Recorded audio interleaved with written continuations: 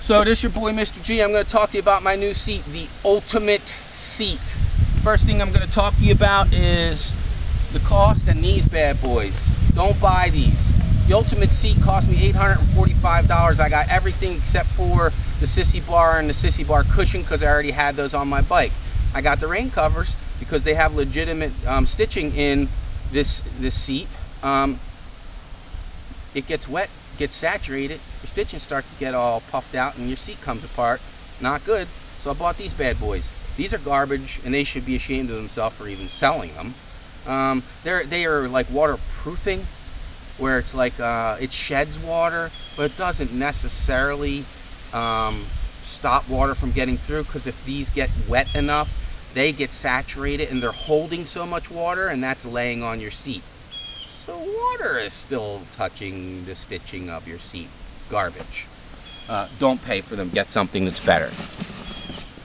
Let's take a look at some other things, shall we?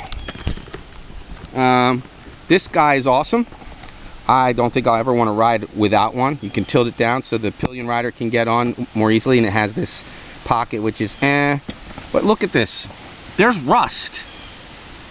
There's rust on this bike already, on this part of the bike already. And if you pull this up, there's rust on the bottom of it. Now, I want you to understand that rust was there within like 5 days of me owning this seat. That's not acceptable. The seat itself fits like the old seating, so that's good, meaning this will still pop off and I could store my helmet on the side. And the pillion is so much nicer. My wife loves it and she can stay on the bike longer, and that's important to the two of us. How about the ride itself? Well, if you look at it, you're gonna see that this is gigantic and actually takes a lot of your seat away. And this is not much seat, believe it or not, as nice as it is. And it moves you forward. Now for me, what that did was put my feet right here.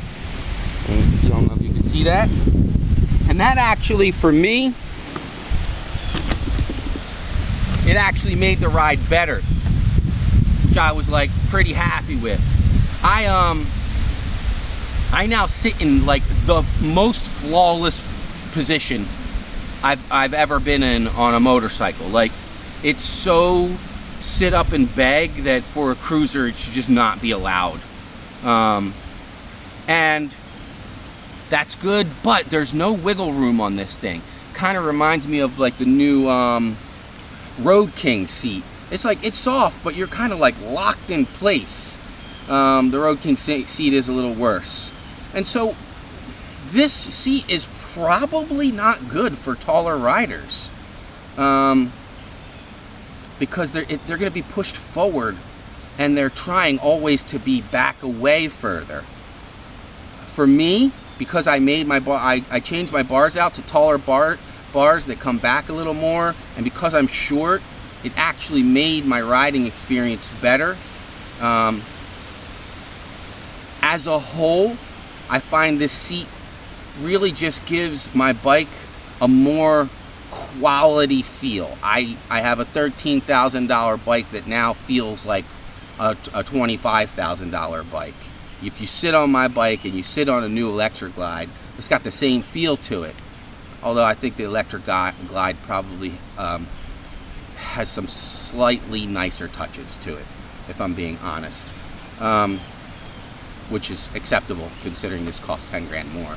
And I just drop an extra $845 for the seat and I'm in like Flint. So overall, for this seat, the biggest key to why this is a great seat is this bad boy. It's adjustable forward and backwards. And what that does is takes away the fatigue in your back. Just completely. Like, when you get off this, you don't feel beat up. You don't feel exhausted. You don't feel like, I wish I did yoga. You just at the spot that you're trying to get at, and you go about your day having a good day, and you get back on later to drive back, and it just really just takes the amount of ride time and extends it. Now, I don't know how far it extends it yet, but I'm going to do a couple rides this summer where I go pretty far, and I'll tell you how I feel, because obviously, you know, there's always a limit. Is this seat worth what they charge for it? No, but it's worth close enough, and it's definitely better than other seats that I've tried, like Mustang. But this seat is not for taller riders. You might need a Mustang or one of the other seats that are out there if you're a taller rider. And when I say taller, I'm gonna say if you're over 5'10", don't get this seat. That's my opinion on the Ultimate seat. For me, the Ultimate seat is actually the Ultimate. You're 6'4", I would not buy this thing. It's not the money, it's the seat itself. It's just better for shorter riders. You know, you're gonna spend a lot no matter what. This your boy, Mr. G. You're watching The Road to Freedom, my first ever product review. I don't typically do product reviews because I don't really buy a lot of gear. This is what I think about the Ultimate seat. It's pretty awesome, man. It's pretty ultimate. Like, share, and subscribe. Remember to hit me up in the comment section.